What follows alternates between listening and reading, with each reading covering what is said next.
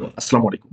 আজকের ভিডিওতে আমরা দেখব আমাদের এক্সিস্টিং যেই থিমগুলো আমরা অলরেডি বিভিন্ন স্টোরে ইউজ করতেছি সেগুলোতে কিভাবে এআই জেনারেশন সেকশন বা এআই জেনারেশন ব্লক আমরা ইন্টিগ্রেট করতে পারি। ঠিক আছে?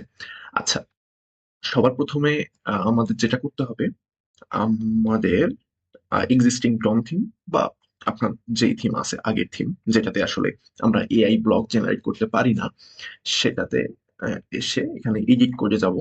ঠিক আছে?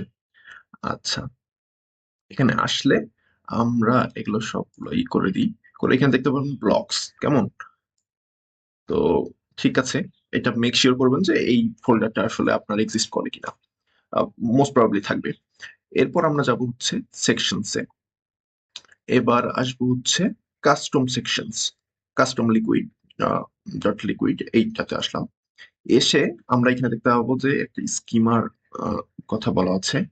এগুলো আমরা একটু কোল্যাপস করে নিই এইখানে। আপনার আমরা আরেকটা প্রপার্টি অ্যাড করব, সেটা হচ্ছে ব্লকস। এখানে হচ্ছে একটা অবজেক্ট আমরা অ্যাড করে ফেলবো, সেটা হচ্ছে থিম। ঠিক আছে, ব্যাস কাজ শেষ।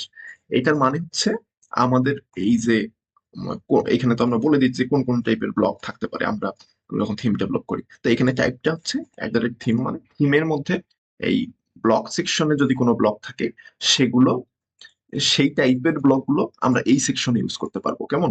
আমরা এটা দেখি, তারপর আমরা একটু ডিটেইলসে আলোচনা করবো এটা নিয়ে। আচ্ছা, কাস্টমাইজে গেলাম।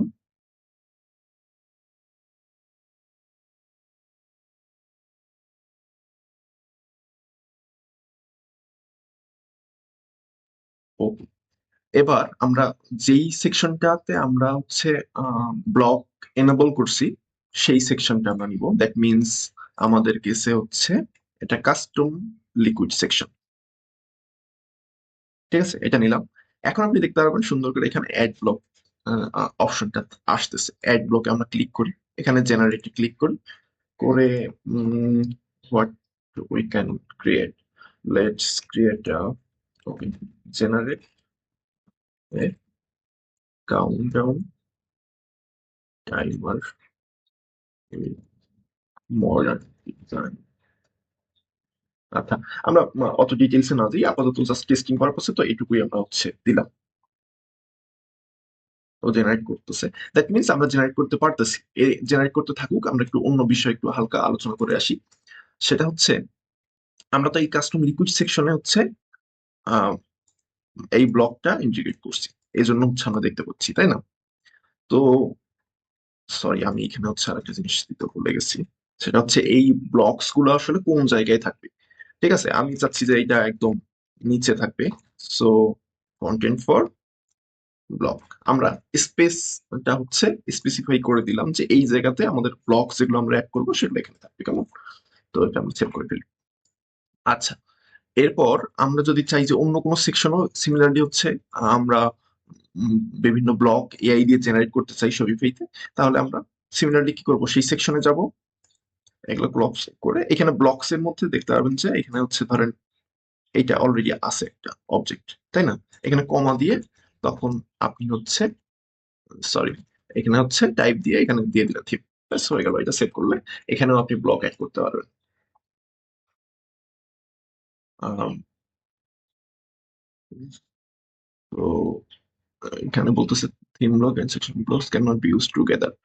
ওকে, সো বলতেছে যে এখানে যেহেতু একটা সেকশন থিম ব্লক অলরেডি আছে, এটা থাকলে আমরা হচ্ছে এখানে, সরি, সেকশন ব্লক অলরেডি আছে, তো এখানে আমরা সেজন্য থিম ব্লকটা ইউজ করতে পারতেছি না। যদি আমরা এটা বাদ দিয়ে দিই তাহলে আমরা হচ্ছে আমাদের থিম ব্লকটা এখানে ইউজ করতে পারবো। তো আমি এখানে চাচ্ছি না আপাতত এগুলো চেঞ্জ করতে, আমরা চলুন এটাতে ফেরত আসি। এই তো চলে আসছে আমাদের সেকশনটা, আমরা এটা সেভ করে ফেলি। এখন টাইমারটা যদি স্টার্ট করে দিই, ওকে, এখানে আমি দিই 2025। দেখুন সুন্দর মতো থিম সেকশনটা চলে আসছে। এটা যদি আমরা সেভ করি আমরা এটা দেখতে পারবো। তো সিমিলারলি আশা করি আপনারা অন্য সেকশন গুলো তো এভাবে উম, আপনার ব্লক অ্যাড করে তারপর এআই জেনারেটেড আপনার ব্লগ গুলো জেনারেট করতে পারবেন। আপনি কিন্তু ডিরেক্টলি কোনো সেকশনে আসলে এআই জেনারেটেড সেকশন ক্রিয়েট করতে পারবেন না। আপনাকে ব্লগ ক্রিয়েট করে নিয়ে তারপরে করতে হবে। আশা করি এই ভিডিওটা আপনাকে হেল্প করবে কিভাবে শপিফাইতে এআই জেনারেটেড আপনার সেকশন গুলো অ্যাড করতে পারেন। ধন্যবাদ সবাইকে।